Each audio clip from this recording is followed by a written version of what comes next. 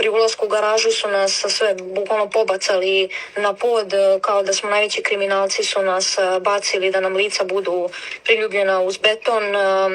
Rekli su nam da ne smijemo da pomeramo glavu, da dižemo glavu, da ruke moraju da se nalazi za leđa.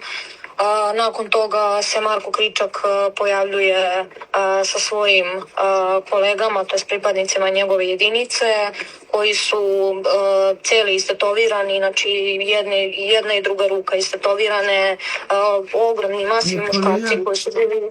Nikolina, jesu li to bili policajci u civilu? Inače, da vas pitam, to se dešava u garaži zgrade Vlade Srbije, u Nemanjinoj ulici, i kako vi znate da je reč o Marku Kričku? Pa ja sad trenutno ne mogu da tvrdim da su svi oni bili pripadnici policije, zato što nisu nosili značke, većina njih, i bili su u civilu, tako da je mogo da bude bilo ko. Da li su to bili kriminalci, policija, mi zaista to ne znamo.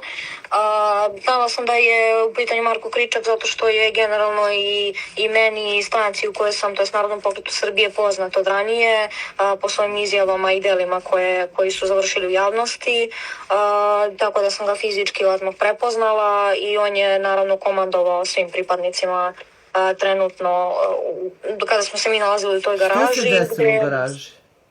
Pa ništa, on je došao sa nekoliko njegovih ljudi koji su me opkolili i počeo je da me udara, da me šamara, da mi udara glavu o zid, da mi govori da sam kurva, kako će da me jebe pred svim tim pripadnicima u garaži, kako i treba to da mi se desi zato što hoću da rušim državu.